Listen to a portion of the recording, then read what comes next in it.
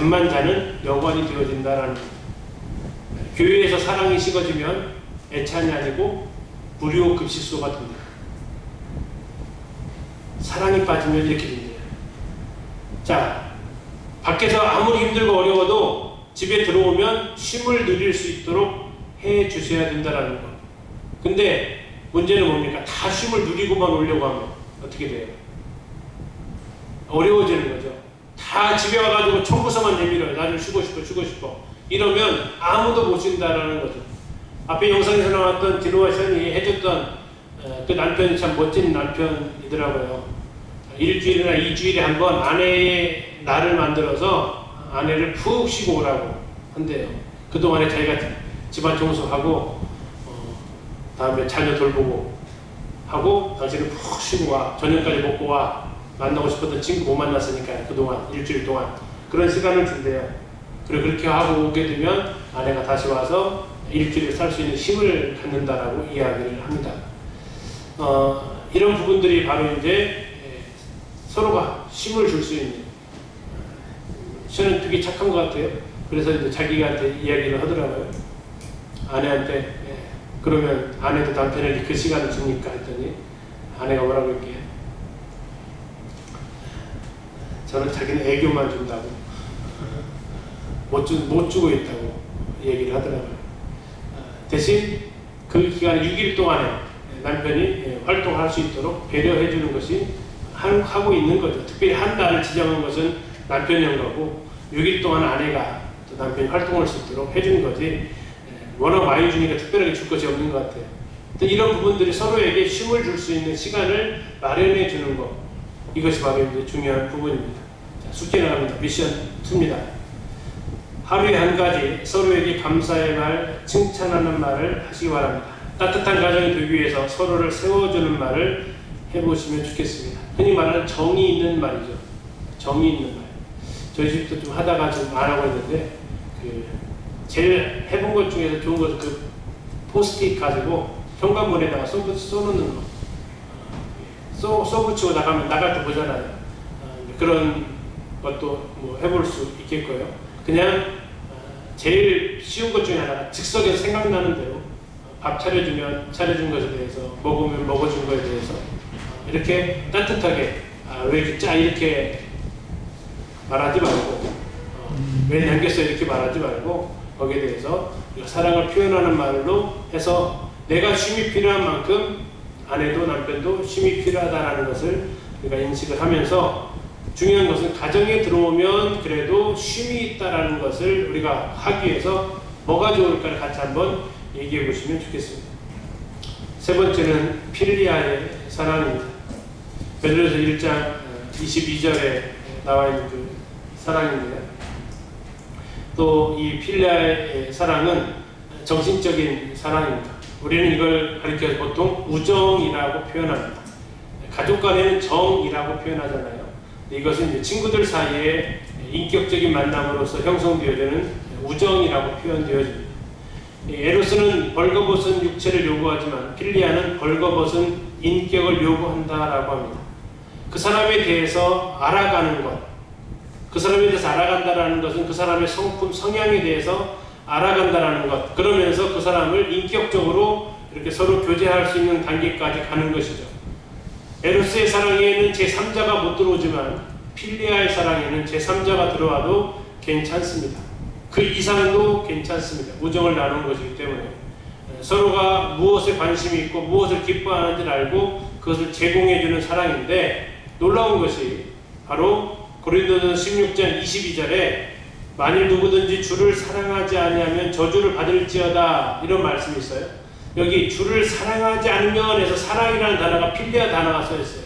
아가페가 아니고 주님을 필리아하지 않으면 저주를 받는다라고 나와 있어요.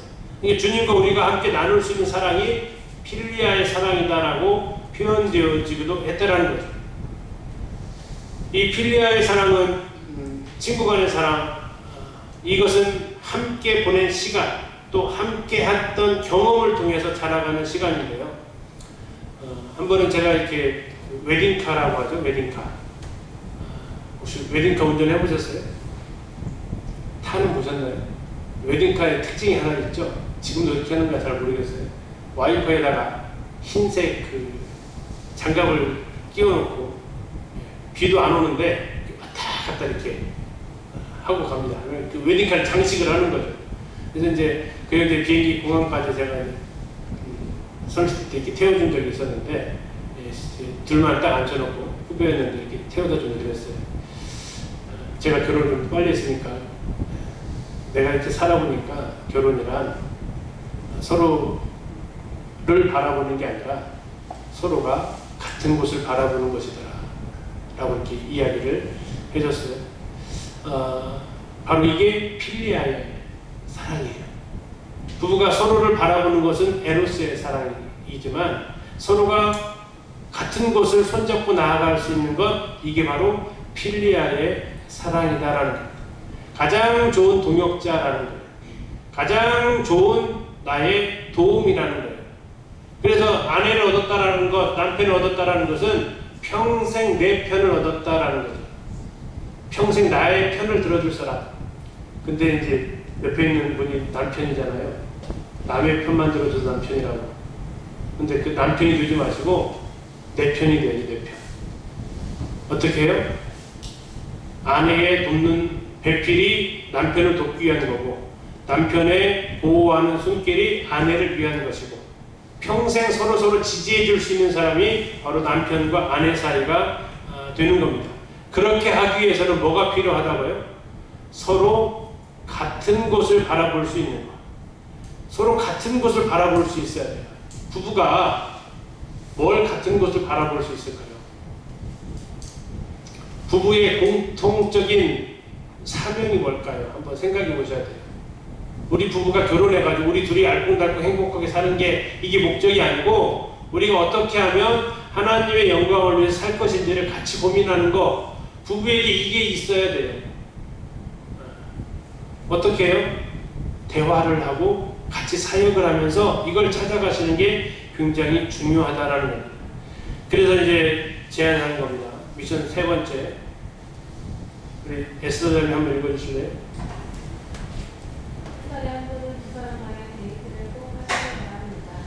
자녀를 낳은 이후에도 멈추지 말고 하십시오. 지금 약속해. 하고 계십니까? 저도 놓쳤던 부분이 이거죠. 아기들이 딸리니까 이게 참 쉽지 않아요. 네. 근데 시간이 갈수록 필요함을 느낍니다. 더 늦기 전에 실행을 해보시면 좋겠습니다.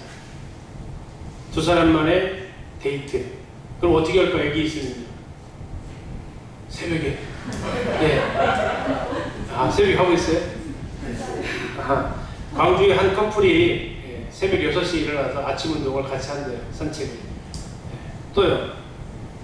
서로 애기 봐주세요. 서로 애기를 봐주시면 가능해요. 여기 막 의기투합 하셔서 내가 데이트로 갈 테니까 그래도 돼요. 서로 두 커플이든 세 커플이든 해서 서로 약속해서 그런 시간을 좀 가지시면 그동안에 서로 아이 대충 봐주고 이번에 봐주면 내일 맡길 수 있으니까 이렇게 해서 두 사람만 데이트를 꼭 하십시오. 날짜를 정하시면 돼요. 날짜를 우리나라는 숫자로 잡잖아요. 외국은 좀 다르더라고요. 외국은 날짜를 어떻게 잡는지 아세요? 몇째 주 무슨 요일 이렇게 잡는 거예요. 이게 더 안 변한대요. 매월 1일날 하게 되면 1일날 이게 자꾸 뭐가 날짜가 바뀌면서 요일이 바뀌면서 이게 안 될 때가 있다라는 거예요. 근데 안 바뀌는 게 뭐예요? 네, 보통 일가 행사가 일정이 요일 따라 잡아가기 때문에 몇째 주 무슨 요일, 이날은 우리 둘의 날. 그 시간이 때로는 30분부터 시작하셔도 되고요. 때로는 1시간부터 시작하셔도 되고, 이것을 잡으시면 좋겠습니다. 한번 상의해 보실래요? 우리 둘만의 날 하고 계세요? 한번 잡아보세요. 두 분 상의 한번 해보세요. 지금 언제가 좋을까요? 서야 가겠습니다. 약속이 아니라. 그리고 그날에는 불러내지 마세요, 이분들을. 굉장히 잡으셨습니다. 네. 네. 아, 그래요. 항상 방해꾼이 있어요, 없어요? 한 달에 2번 정도. 아, 괜찮아요. 근데 그 시간에 집에만 계시는 거예요? 밖으로 나가세요? 아, 좋습니다. 잠이 맞죠? 그 장소는 누가 정하세요? 그때. 예. 그러면 토요일 날 우리 정하셨어요? 저희는 토요일 날 새벽에 등산을 아, 두 분이서? 장모님 아니, 둘이서. 다른 데로 갈 때. 다른 길로. 아, 여기 정해보셨어요? 애들 떨어뜨릴 수가 없어. 방법이 안 떨어졌어. 방법이 안 떠요. 저희 보니까 저희 교회는요, 알바생을 구하더라고요. 우리 청년들 단톡방에다가 몇 시에서 몇 시까지 우리 아이 좀 봐주세요 해가지고 하기도 해요. 방법은 찾으면 있더라고요. 우리 청년들 좀 자매 둘이 있는데 육아 실습 겸해서 시급 15,000원 정도 주면 잘 와요. 네, 괜찮죠? 네, 좀 더 올리더라도 되고. 그래서 그렇게 해서 한 2시간만 좀 봐주세요 하고 할 수도 있고요. 예, 방법을 한번 찾아보세요. 예, 제가 이제 아쉬운 게 바로 이 부분이에요. 저도 이제 제가 5이거든요, 자녀가. 그러다 보니까 이제 좀 나갈 만하면 애기 생기고 나갈 만하면 애기 생기고 해가지고 잘 못했고 뭐 이렇게 저도 이렇게 활동하다 보니까 많이 못해서 이 나이 먹어서 제일 아쉬운 게 저 부분이에요. 그래서 죄송합니다만 저는 숙제를 잘 못했는데 그래서 근데 필요하다라는 것을 좀 말씀드립니다. 자, 마지막 사랑, 아가페 사랑입니다. 아가페 사랑은 앞에서 했던 에로스와 스토르게 필리아 사랑을 지지해주는 뿌리 역할을 해줍니다. 하나님과의 관계가 원만하면 나머지 세 영역이 자연스럽게 이루어진다라는 겁니다. 이 아가페의 사랑은 그 세 가지 사랑의 양분을 공급해주고 지탱해주는 역할을 해요. 아가페 사랑의 가장 큰 특징은 차별하지 않는 사랑이고 변하지 않는 사랑이고 조건을 따지지 않는 사랑이다라는 거죠. 세상에서는 다 조건을 따져서 결혼하잖아요. 한 유명한 한 글을 보니까 이런 내용이 있었어요. 못생긴 남자하고 예쁜 여자랑 둘이 걸어가더래요. 그러면 뭐라고 할까요? 못생긴 남자, 야, 저 못생긴 남자 재벌인가 봐. 그러니까 예쁜 여자랑 다니지. 이런 어떤 시각으로 보는 거. 다음에 바뀌었네요. 저 못생긴 남자하고 예쁜 여자, 저 남자 고시 합격했다고 하고 못생긴 여자하고 잘생긴 남자가니까 저 여자 재벌인가 봐 하고요. 둘이 못생긴 여자끼리 남자가 걸어가니까 저들이 진짜 사랑하는가 보다 이야기를 하는데 왜요? 다 이 조건 만남이지 어느 한쪽이 이렇게 기울면 저렇게 안 된다라는 거죠. 사람들의 사랑은 어쩌면 그 사람을 사랑하기보다는 그 상대방의 조건을 더 사랑한다라는 아픔이 있죠. 그러나 예수님께서 우리에게 말씀하신 것은 새 계명을 너희에게 주노니 너희가 서로 사랑하라. 어떻게 사랑하라고요? 내가 너희를 사랑한 것 같이 사랑하라. 예수님 우리를 사랑한 사랑이 아가페의 사랑입니다. 그러니까 예수님께서 우리에게 하라고 하신 사랑은 아가페의 사랑을 하는 거죠. 성도들과의 사랑이 바로 아가페의 사랑을 하는 건데 그 첫 번째 대상은 바로 부부가 되어야 하는 겁니다. 어떻게 우리가 이기적인 우리가 아가페의 사랑이 가능합니까? 그것은 하나님이 내가 너희를 사랑한 것 같이라는 단어에 담겨져 있습니다. 주님이 나를 사랑한 것 같이 나도 사랑한다는 얘기는 뭡니까? 주님이 나를 사랑한 것을 알아야만 내가 남도 그렇게 사랑할 수 있다는 거죠. 하나님이 나를 어떻게 사랑하시는지를 내가 먼저 경험을 해야만 그걸 가지고 남을 사랑할 수 있다는 겁니다. 내가 받은 용서로 남을 용서하고 남편과 아내를 용서하고 내가 받은 사랑으로 남편과 아내를 사랑할 수 있는 것, 이게 바로 하나님의 사랑에서부터 나온다라는 겁니다. 아가페의 사랑은 결단코 내 스스로에게서 나오지 않습니다. 우리는 본능적으로 이기적입니다. 이게 가능한 순간은 성령 충만할 때입니다. 이게 가능한 순간은 하나님의 사랑에 우리가 녹아질 때입니다. 그래서 숙제가 뭐냐면 하나님의 사랑을 아는 것입니다. 고린도전서 13장을 암송하시면 좋겠습니다. 그리고 매주 드리는 만찬 예배에 우리 형제님들 감사하시죠? 어떤 한 자매님의 커다란 고통이 있었어요. 우리 신랑은 예배 시간에 벙어리예요. 첫 번째, 자매님 그 벙어리라는 말부터 하지 마세요. 남편에게 그 소리는 결코 남편을 세워주는 말이 아닙니다. 두 번째, 이건 하지 말 거고요. 이제 하실 게 있습니다. 뭘 해야 될까요? 그래서 남편한테 쪽지를 쓰세요. 여보다 예배 시간에 이 찬송을 드리고 싶어요. 당신이 선택해 주시면 좋겠어요. 저는 선택 못 하잖아요. 한 번 하면 바로 할까요, 남편이요? 아유, 씨, 나한테 하라고 그래. 이런다. 그럼 어떻게 해야 돼요? 네, 한 번 더 해주세요. 언제까지요? 할 때까지. 근데 왜 또 안 했어요, 여보? 이런 얘기는 하지 마시고. 네, 여보 그냥 이거 내가 이거 드리고 싶은 찬송인데 당신이 선곡해 주시면 좋겠어요. 일단 찬송가 선택이 제일 쉽잖아요. 그거부터 입을 떼게 해주는 게 누가 할 수 있냐면 아내들이 해줄 수 있는 도움이에요. 집에 와서 오늘도 예배 안 드렸어요. 뭐. 이런 얘기는 전혀 남편을 세워주는 이야기가 아니다라는 겁니다. 그래서 하나님의 사랑을 알기 위해서 고린도 13장은 부부가 암송하시면 좋겠습니다. 혹시 외우시는 분 계세요?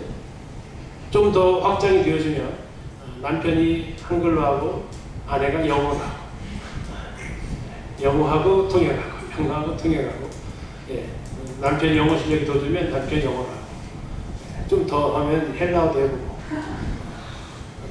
그 사랑을 이렇게 왜냐하면 이 사랑을 공급받지 못하면 할 수 있는 힘이 우리에게 없기 때문에 하나님의 사랑을 우리가 알아야 된다는 것이 이 아가페 사랑의 가장 키워드가 되겠습니다. 혼인서약에 담겨져 있는 5가지 의미를 같이 살펴보았습니다. 혼인서약은 하나님 앞에서 하는 서약이죠.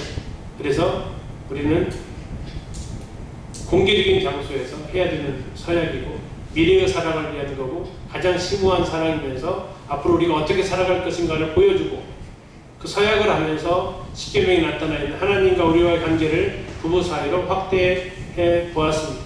그리고 다시 한번 사랑이라는 단어를 성경에 나와 있는 이 4가지 단어 에로스부터 시작해서 아가페까지를 다시 보았습니다. 에로스의 사랑은 부부만이 할 수 있는 사랑입니다. 내가 하지 않으면 아무도 아내에게 남편에게 그 사랑을 채워줄 수 없습니다. 그 사랑을 다른 사람이 채워주면 그것은 불륜이 되는 겁니다. 내가 안 하면 할 사람이 없으니까 나는 반드시 하셔야 됩니다. 두 번째는 가정 안에서 쉼을 누릴 수 있는 내가 쉬고 싶은 게 아니라 상대방은 어떻게 쉬게 해줄까라는 그 마음이 우리에게 서로 쉼을 준다라는 겁니다. 부부 사이에서 요구하는 그 순간부터 행복은 깨집니다. 첫째는 들어줄 만한 능력이 없다라는 겁니다. 그 사람은. 두 번째는 기대는 하지만 요구는 하지 마십시오. 포기하라는 게 아닙니다. 당신 이와 같은 사람이 되어지길 하나님 앞에 기도하십시오. 그러나 왜 안 했어요? 이것 좀 하세요. 이렇게 자꾸 요구하게 되면 거기에 대해서 멀어져 가게 되는 모습을 보게 될 겁니다. 그리고 세 번째, 여러분들이 부부들의 공동 분모를 찾으십시오. 교회 안에서의 같은 사역을 찾으시고 같이 여러분들이 기도의 동역자로 아니면 사역 현장에서 같이 여러분들이 뛰는 그 일을 하시면서 우리 부부가 같이 지향해야 될 하나님께서 우리 각자에게 어떤 사명을 주신 것이 있지만 우리 가정을 통해서 우리 부부를 통해서 하시고자 하시는 그 일이 무엇일까를 고민하시는 시간이 되면 좋겠습니다. 그러기 위해서 대화 시간을 확보하시고 둘이 예전에 결혼 전에 하셨던 그 데이트를 다시 한번 해보시면 좋겠습니다. 그리고 마지막 아가페의 사랑이 이 모든 걸 가능하게 합니다. 하나님의 사랑을 깊이 젖어들 수 있도록 우리가 서로에게 도움이 되면 좋겠습니다. 그래서 하나님 말씀 외우면서 거기다가 사랑은 오래 참고 이렇게 하지 말고 남편의 이름을 넣고 아내의 이름을 넣고 내 이름을 넣어서 내가 사랑한다면 내가 아내를 사랑한다면 내가 이렇게 오래 참아줘야겠다. 내가 모든 걸 믿어줘야겠다라고 이렇게 우리가 하나님의 그 사랑을 통해서 같이 이렇게 닮아갔으면 좋겠습니다.